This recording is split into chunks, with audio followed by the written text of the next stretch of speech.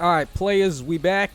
We got another Datamine. This one is for the Rearmed Robin and Ascended Air banner. So we're going to go ahead and check out this Datamine. This was a very substantial Datamine. We have a lot of things in here. So let's not beat around the bush. It's very late.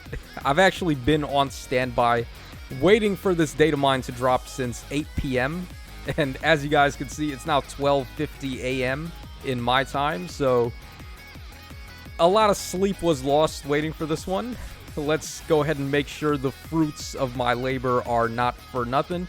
So first and foremost, we have this new customization support pack here. This one's going to be $9 US. You're getting 22 orbs and you're getting 2 of the backgrounds for your heroes in your barracks. These ones are actually pretty fire. Like this one here is a jack-o'-lantern Halloween theme. Looking pretty good. And then we have the one for Summoner S-Rank support over here. This one is really good looking, man. Like, the pumpkins in the back there look really good. The night sky with the full moon and the bats flying.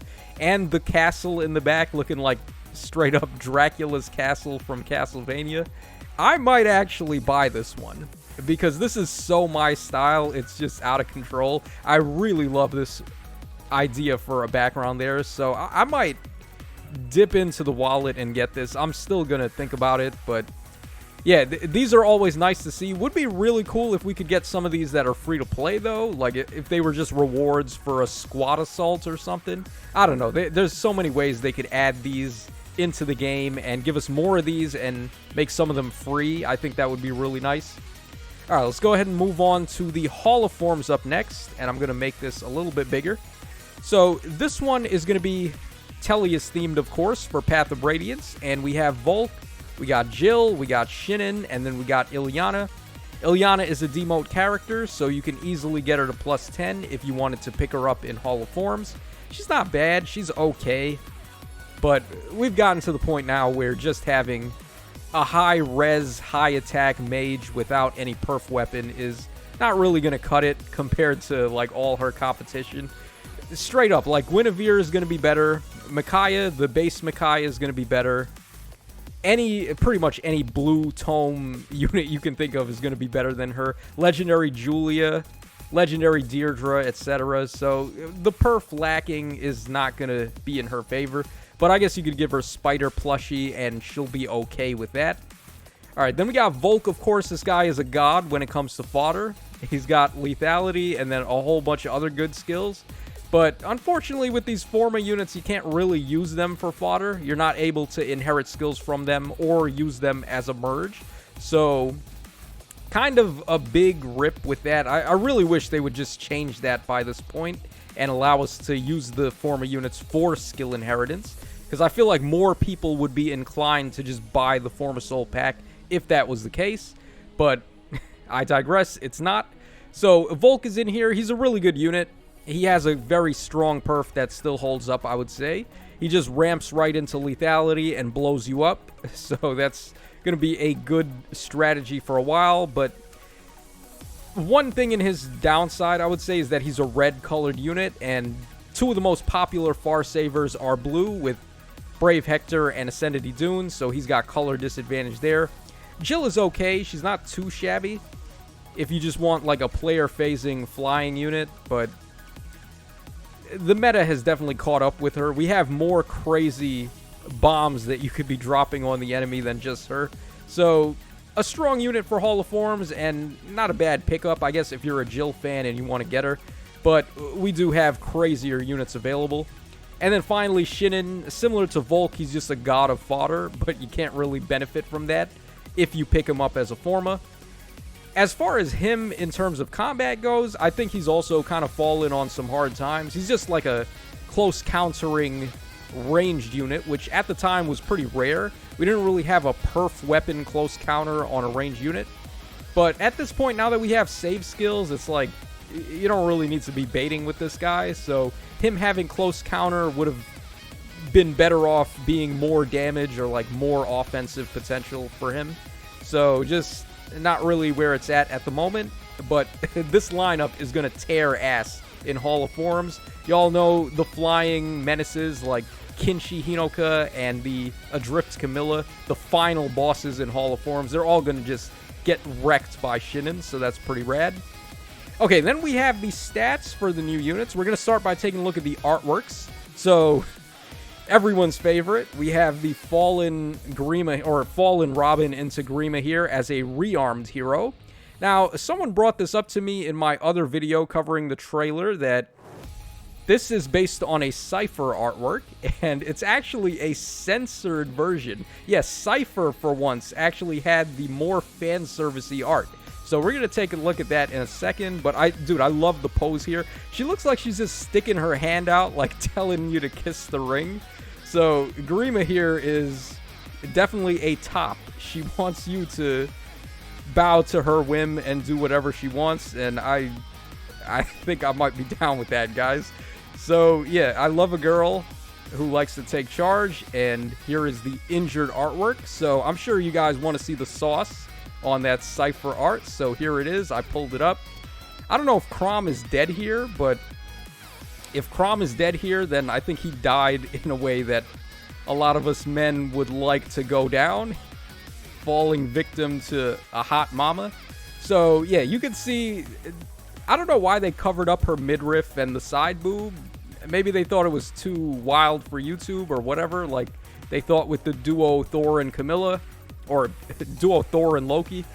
But I would have liked to see this in Faye here. I feel like they could have gotten away with it. So her stat line, we have 43 HP, we got 41 attack, 44 speed, 35 defense, and 33 res, with a overall BST of 196, which is just out of control. Is she the first 200 BST unit in the game? I think she might be, which is insane, but her weapon, the rearmed weapons, they don't count as being perfs. They still score the same amount as inheritable weapons, so even though she does have a 200 BST overall, her not having a true perf weapon kind of hurts her score a little bit. Not really significantly enough, though, because she is an armored dragon, so she's going to have access to things like the distant counter seal, which scores higher than the other seals. So that does make up for it, I guess. She has one super boon, which is going to be in plus attack. So, yeah, pretty good spot to have it. 45 base attack and then 44 base speed. Pretty raw. She's got solid defenses. HP is okay. I mean, usually we're seeing lower end HP on these units, so I'll take 43, I guess. And then her perf A skill doing -8 to all stats on the foe. This unit is pretty raw. She's going to be really strong. And she's a good fodder unit too, with hardy fighter and a save skill, so a very good unit to pick up. Okay, next up we have Ascended Air here. I feel like Ascended Air is definitely a must-summon unit. We've already seen her artwork, but we'll just take a look at it again because it's very, very good. Alright, there's the injured art there. So, Ascended Air, her stat line is going to be 35 HP. We got 42 attack. We have 45 speed, 16 defense, and then 35 res, with a grand total BST of 173, and then she's got triple super boons here on HP, attack, and res. Pretty good. So plus HP, definitely nice. She doesn't really need the speed super boon as much because she already has 45 base, and then 35 coupled with her having Mystic Boost 4, so she can block dragon units from having adaptive damage. That's going to be a really clutch combo with her. She also has half a null follow-up and miracle, so this is not a unit to be messed with. Like I said, I do think she is a must summon, and I'm not sure if I'm going to summon myself, but I do think it's definitely a good idea to those of you out there to summon on the banner and either spark her or spark Robin if you aren't able to pull them leading up to the spark. Okay, then we have Gregor over here, the surprise unit of the banner. Not really sure what he's doing on here, but it is nice to have Mr. Russian. Actually, where is Gregor from? I'm not really sure if he's supposed to be Russian or something. He does have that Russian kind of accent, like the really heavy, like, European accent. I can't really place where it's from. He goes like, good grieving, right? That's my interpretation of him. But anyways, he's got 40 HP. He's got 44 attack. He's got 37 speed, 43 defense, and then 23 res for a 187 BST overall. And then he's got double super boons on attack and res. Res is kind of weird here. Like, his res is a dump stat, so they could have gave him like more speed or more defense or something, but I guess we'll take it. So plus attack, very nice. He gets up to 48. He does have a really powerful weapon, actually. It's like a souped up version of a menace, where he's inflicting, I think it's attack, speed, and defense -6 on foes in 3 rows and 3 columns centered on him. And then he gains the same as bonuses, and that's going to trigger at the start of both phases. So, like, if he shows up as an enemy on a Tempest Trial map, or as an enemy in rival domains or something like that, at the start of your turn, your units are going to get triggered by his effect there. So, it's pretty messed up. This guy is not going to be fun to fight as a wild enemy. So, that really sucks that they gave that to him. But he also has a Pledgian effect on his weapon too, so he's making further use of the debuffs. A very strong weapon to give to a unit that you wouldn't really expect it from, but I guess it is what it is. Alright, let's go ahead and move on to Phila up next. This is her artwork. I don't think anyone really knew who Phila was, but yeah, she's basically one of the main Pegasus leaders in the game, and she dies in like Chapter 3 or Chapter 4 or something. So, it's no wonder why a lot of people forgot who she was. Here's the injured artwork there. And for her stats, we got 38 HP, we got 37 attack, we got 42 speed, 26 defense, and then 40 res. Holy res, Batman, 40? Okay. Alright, we got a 183 BST, and then we have plus speed as the only boon that she's got. Plus res actually would have been pretty tight, given that she has base 40 there. So, is she going to be a worthwhile merge project? She is a demote character, so you'll be able to get her at 4-star and 3-star. But is she actually worth merging up? I would have to go with no. 183 is nice. She scores in the 185 bin, which is higher than other past flying lances we've had, like Marcia and... who else is there? I know there's another one. I think it's Karen. Both of them scored up to 180, so here we have a BST jump for a mergeable flying lance unit, but I don't really think that's going to be good enough to put her in the upper echelons of merge project tier lists. Okay, then we have Rickon up next. So here is his artwork. Baby boo-boo Rickon. This guy is so tiny. Kind of reminds me of Henry a bit, where both of them are so tiny and small, and still somehow they can get hitched and have kids in Awakening. So here is his injured artwork. A lot of people are actually very happy that Rickon is in the game. So kudos to them. They got their favorite character in. Alright, we got here 40 HP. We got 43 attack, 39 speed, 24 defense, and then 30 res, giving him a grand total of 176 for the BST. So with any boon that you get on him, he's going to jump up to 180. And this guy's got triple super boons right here. We have plus attack, we got plus speed, and we got plus defense. So can't really go wrong. Maybe plus defense is a little worthless on him, but plus attack and speed are definitely going to be nice. He is an infantry green tome type, so you may be able to find use for him, I guess. Although I wouldn't really recommend it. He actually has potential to get better if I think about it.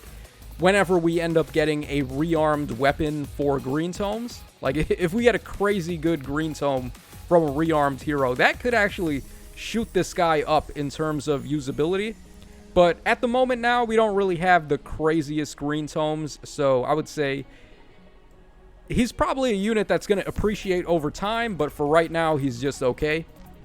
And then finally, we got this guy here. I'm not sure how to say his name. I'm not sure if it's Savantes or Savantes or whatever, or maybe even just Savants. But here he is, straight up looking like the Lorax from Dr. Seuss. So shout outs to the mustache game he's got. Pretty good artwork though. Gotta love the bald head and giant handlebar mustache combo. Here's his special attacking artwork. And then finally we got the injured artwork. This guy kind of looking like Gimli here from Lord of the Rings with that one. and my axe, right? So there he is. Very awesome artwork. So is he going to be a worthwhile merge project as our Grand Hero battle? We got 50 HP. We got 45 attack, 31 speed, 44 defense, and 25 res with a 195 BST. Oh, man, they had to cuck him by that 1 point. They couldn't give him 196 just like Robin. Because unfortunately, this guy does not have a perf weapon. So he's just going to be 1 point shy of jumping into the 200 bin, which would have been super awesome for a free-to-play unit to do that. But nah, he's only going to get to 195, so a bit of a rip. He kind of reminds me of Menace from back in the day when Menace came out and he only got up to 179 BST. What a middle finger that was to the players. And it feels like they're repeating that type of mistake here. But I guess whatever. He does have 2 super boons in plus HP and plus defense, which are definitely going to be good. HP is super fat right there at 50. And then 44 defense, jumping that up to 48 is going to be really nice. So I think this guy is actually going to be a pretty strong merge project. He's an armored unit, so he's going to make good use of near save. His res being a bit of a dump stat is actually not that big of a deal. I guess unless he comes up against dragons, which are on the rise as of late. We just got Rearmed Robin, the Halloween banner, and like a million other buffs to dragons this year.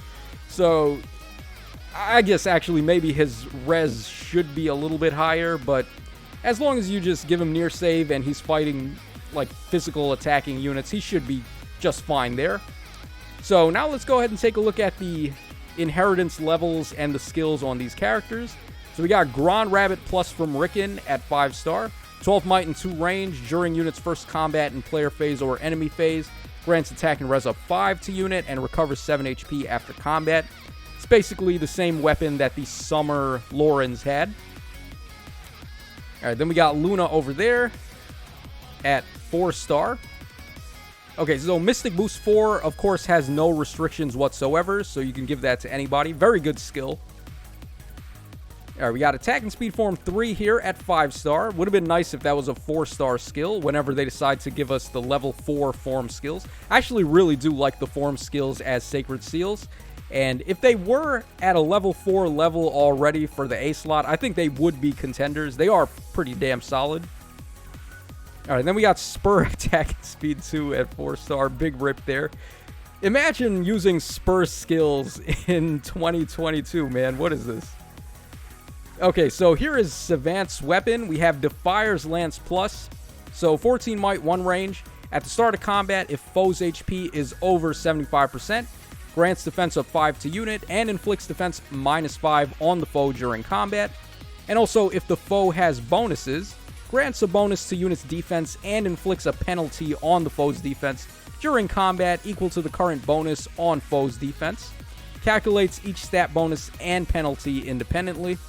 So essentially, it's like the same weapon that the Ash has from the Summer banner on 3 houses.